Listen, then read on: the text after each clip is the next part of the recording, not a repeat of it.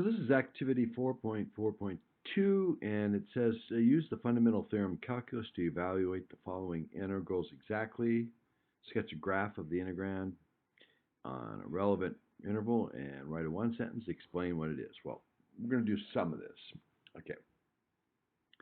So 2 minus 2x. That would be something that looks like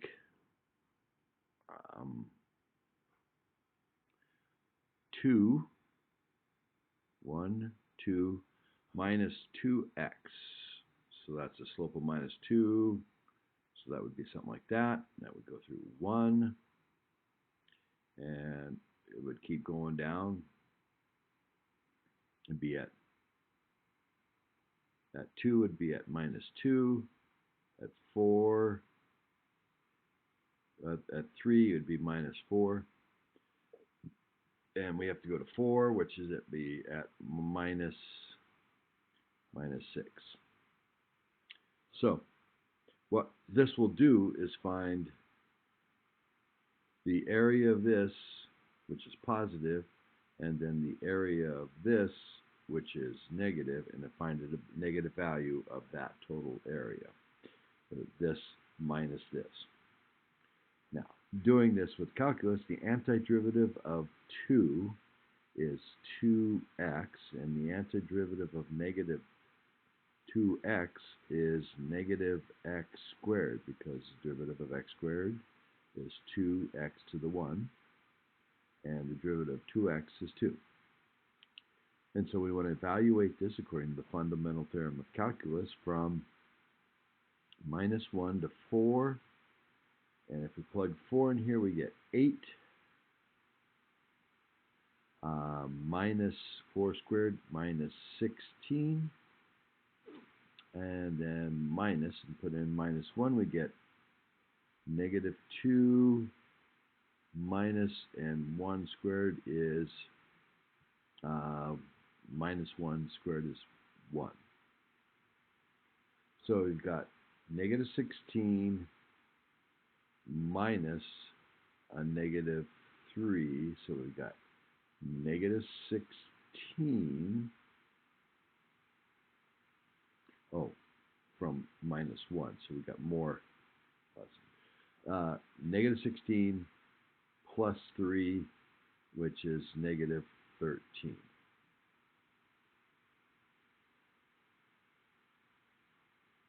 So the area of this subtracted from this leaves an area of 13. And it's negative. Okay. B, sine x is a curve that looks like that. And if we're going from 0 to pi over 2, then this would be this area right in there. The antiderivative of sine, let's see, the derivative of cosine is negative sine, so it'd have to be negative cosine x, evaluated from 0 to pi over 2.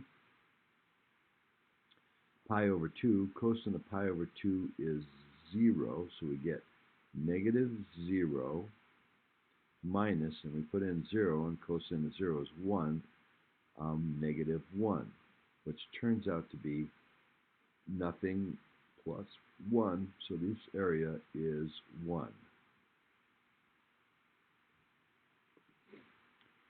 Okay, C. Let's do e to the x over here. E to the x goes from 1 to, by 1, it's at e to the 1, which is e, or 2.7.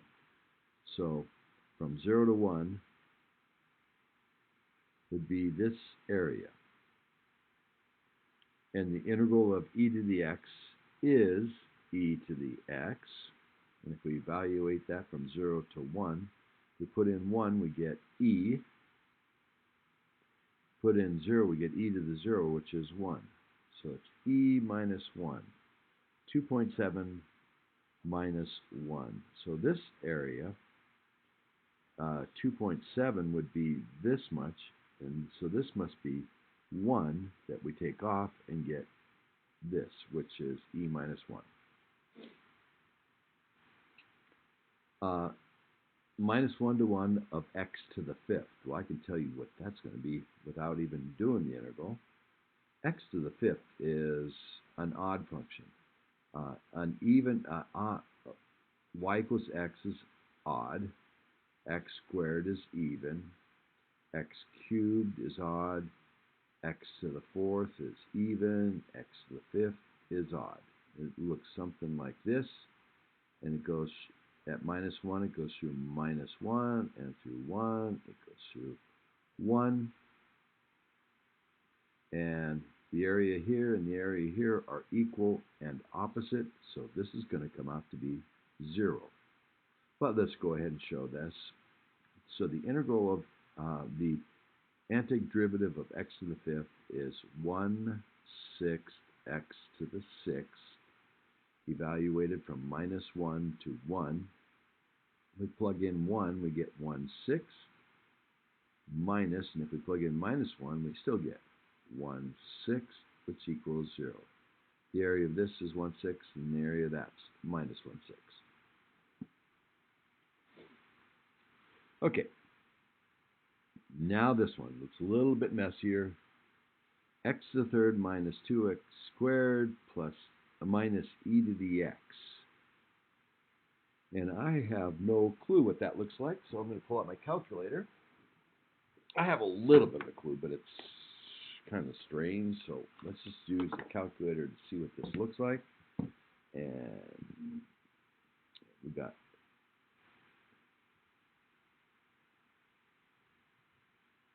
3x to the 3rd minus 2x squared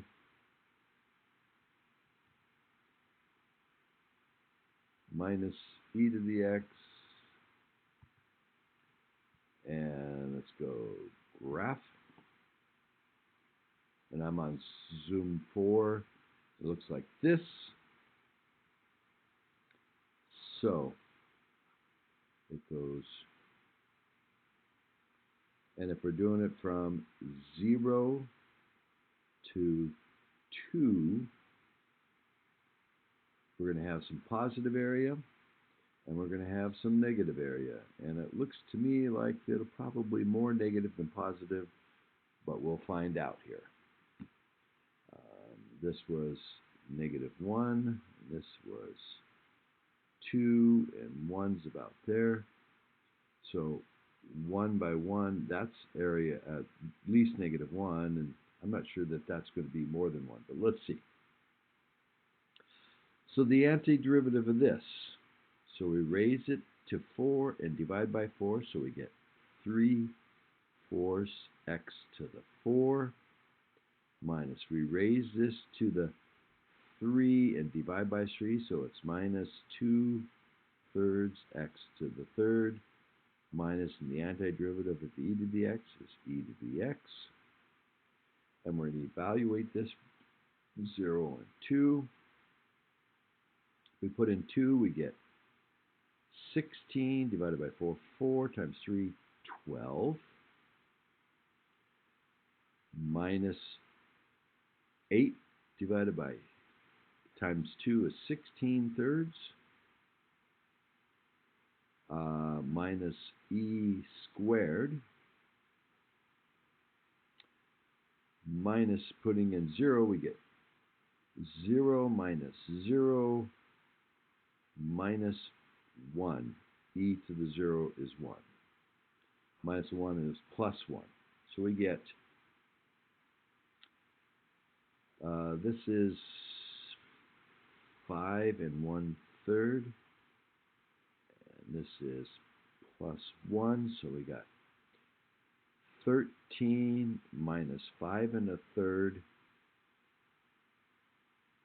13 minus 5 is 8. Minus 1/3 is 7 2/3 minus e squared. And e is 2.7 squared is close to 7/3, so it's going to be close to 0. let's actually calculate it here. So I can calculate the area under that curve from 0 to 2, and it comes out to be 0.277,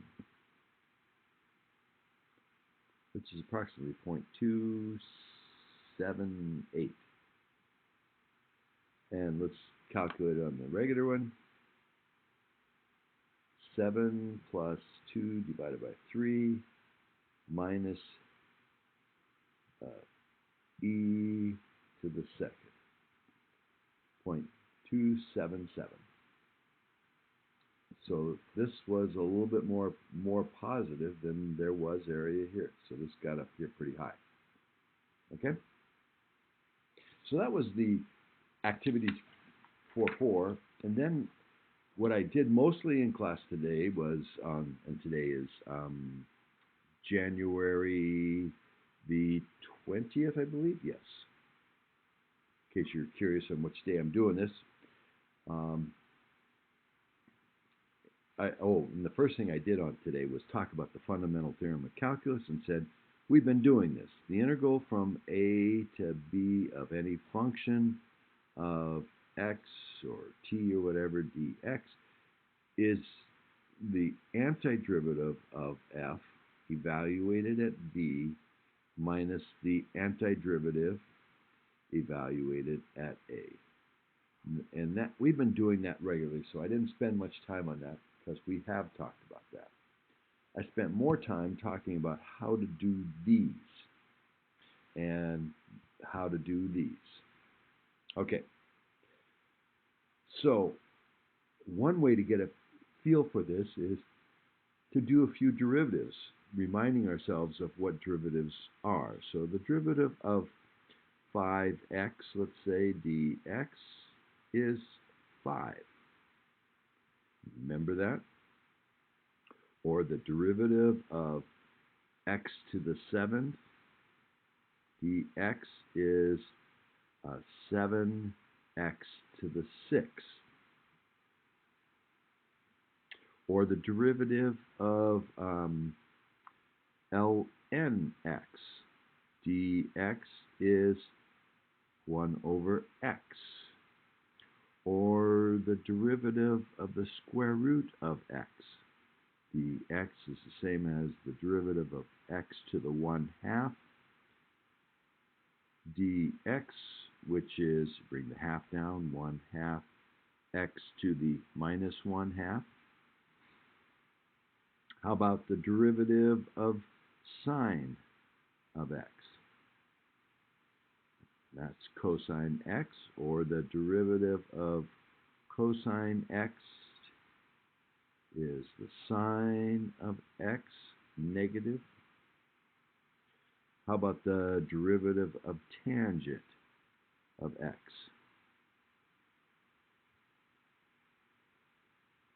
Or the derivative of cotangent x? Negative cosecant squared x.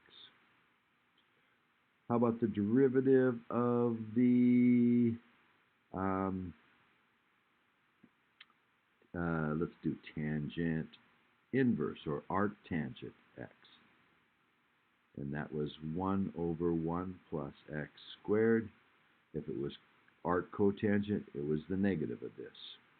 How about the derivative of sine inverse of x? And that was 1 over 1 minus x squared square root. If it was cosine inverse, it was the negative of this. And how about the derivative of 2 to the x dx? Well, if the base was e, the derivative of e to the x is e to the x. But if it's 2 to the x, then we have to take the natural log of the base times 2 to the x. Okay, so those are derivatives. So now we're doing antiderivatives, so we've got to go backwards. So notice here, if it was 5x, we'd get 5, a constant, whatever it was times it.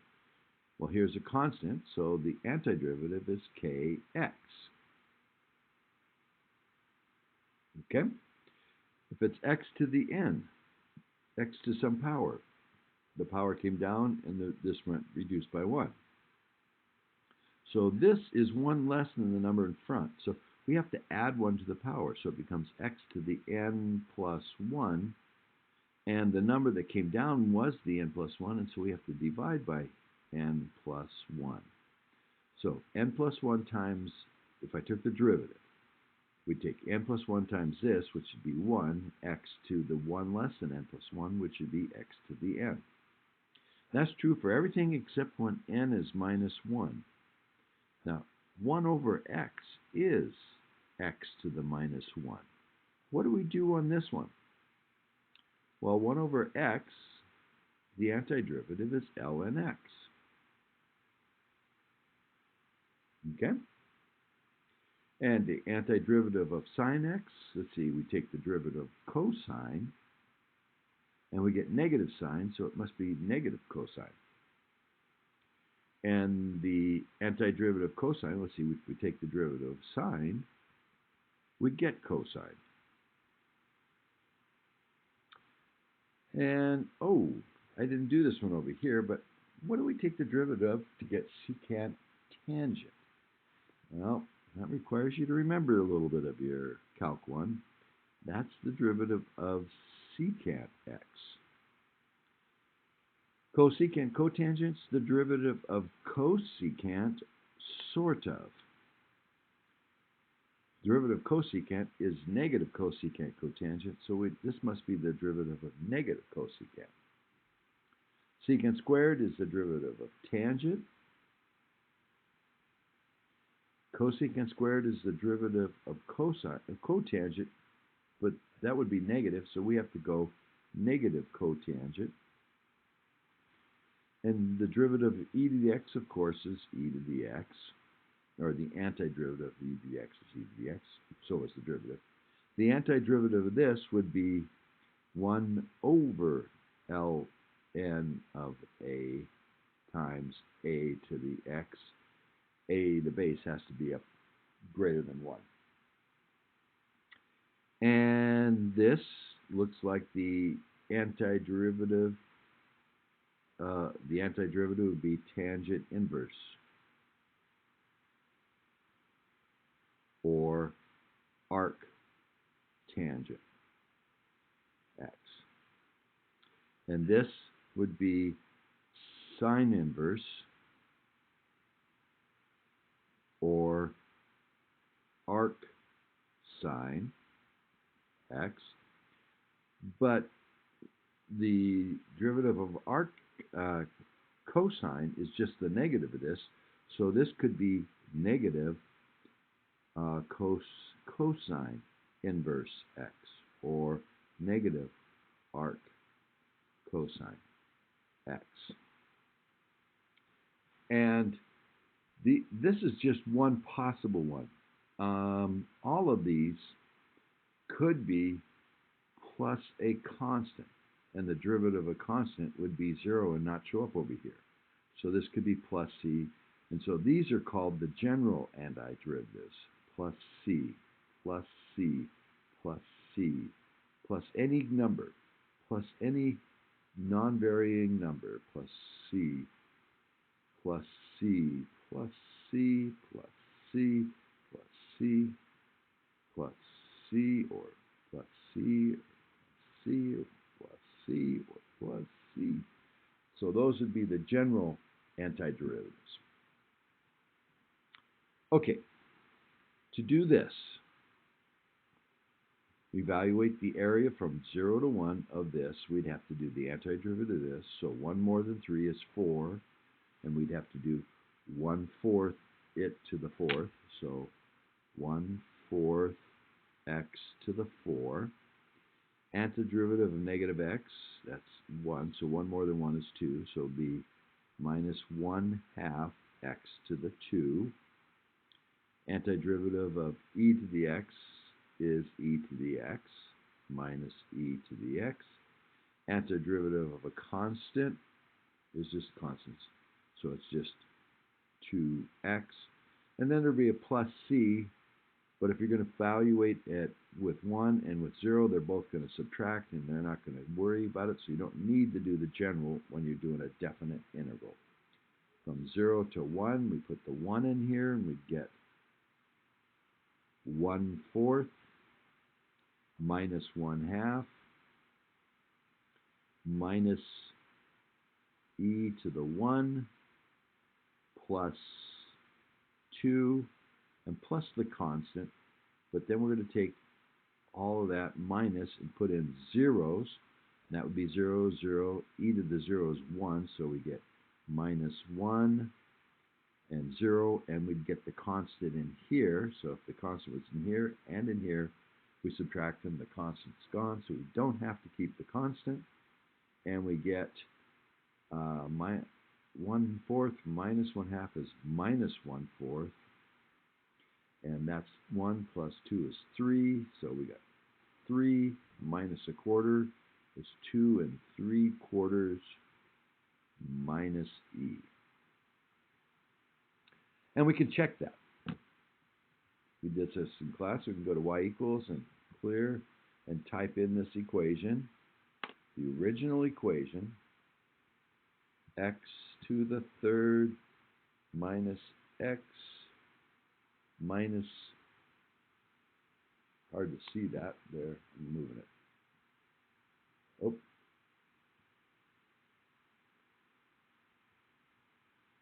X to the third, come down, oops.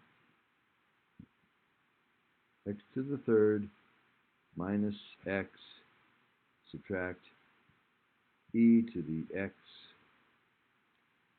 plus 2. We're only doing from 0 to 1, so zoom 4 should show where we're looking pretty well from 0 to 1. So there's some positive and there's some negative. It's going to come out close to 0.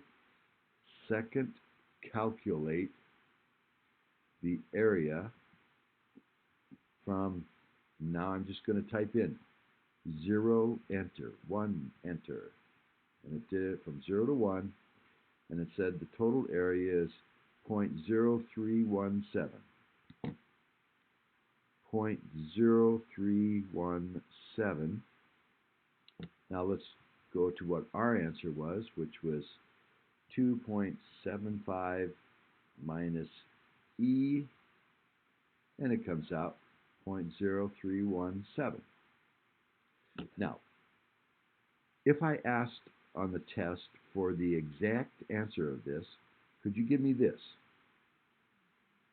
And the answer is no. It goes on forever. This is a non-repeating infinite decimal. So this is the exact answer, and this is an approximate, a decimal approximation.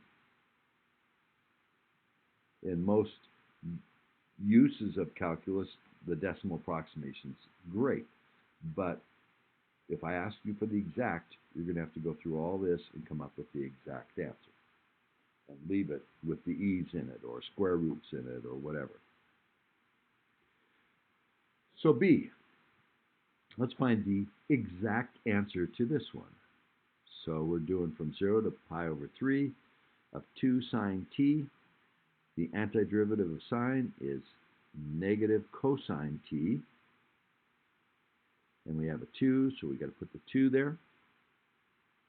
Antiderivative of negative 4 cosine is negative 4 sine, because the derivative of sine is cosine. No sign change. Derivative of cosine is negative sine, so we have to have a negative to cancel it. Antiderivative of secant squared is tangent. Secant squared, tangent. And the antiderivative of the constant pi is negative pi t. We've got to evaluate this from 0 to pi over 3. Now, some of you may have forgotten a little trig, so let's see, pi over 3 on the unit circle. pi is halfway round, 2 pi is all the way round. So if that's pi, a third of it is here, 2/3 is there, and 3 there. So this is that 60, 30, 90 triangle. This is a half, square root of 3 over 2. So the coordinates are 1/2, square root of 3 over 2.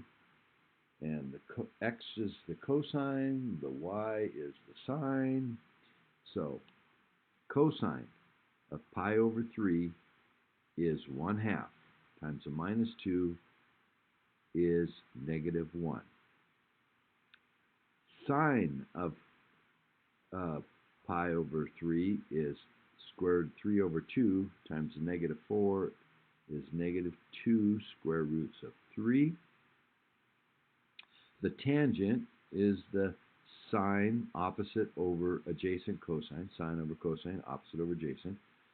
Square root of 3 over 2 divided by 1/2 is square root of 3. And then we have minus pi times pi over 3, which is minus pi squared over 3. So that square root of 3 and the pi squared are exact values. You could go to decimal approximations, but I asked for the exact, so you have to leave those in. Then we have to put in 0, which is kind of nice. Cosine of 0 is 1, so we get -2.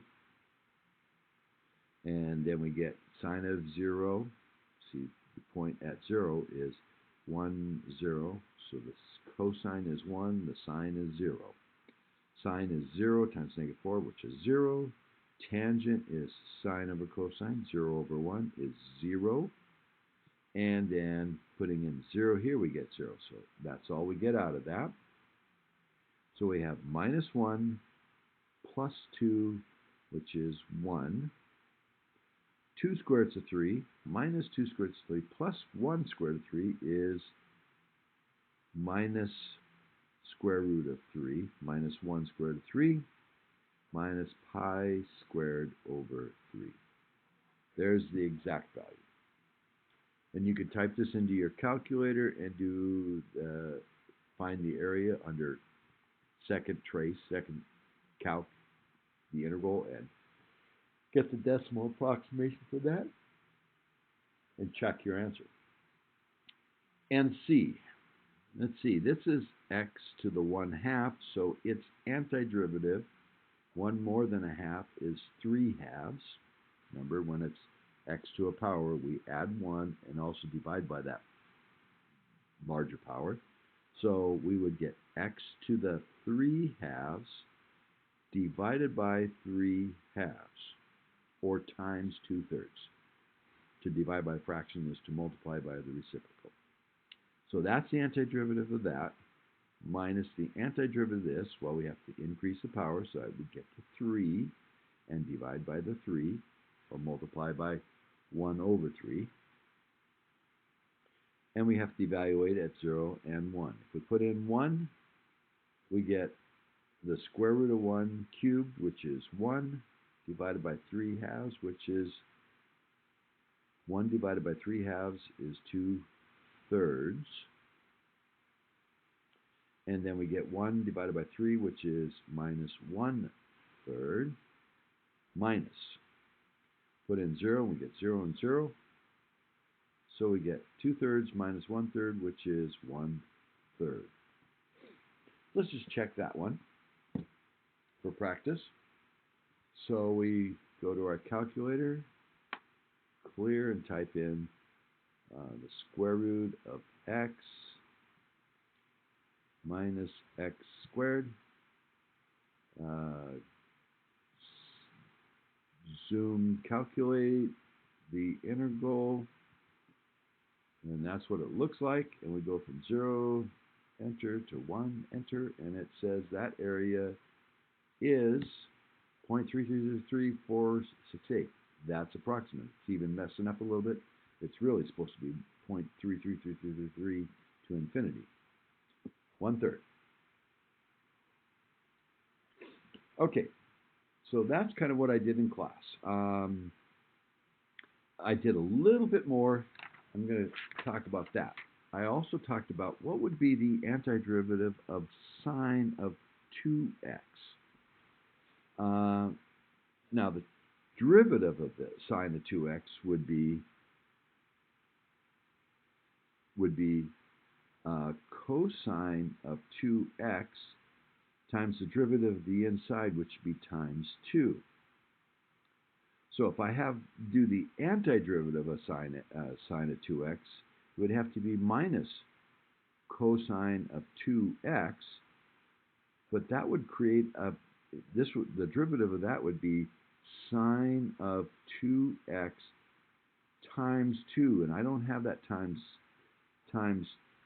2 in here, so I have to divide by that. So if you got a chain rule thing going on, that number that's times the x in the chain rule, you have to divide by it.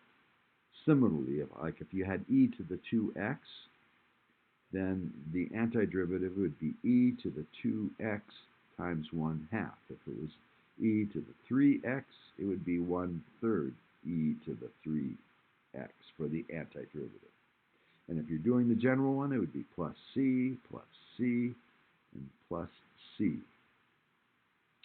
Okay, so I talked a little bit how you handle a constant times x in the chain rule. Okay.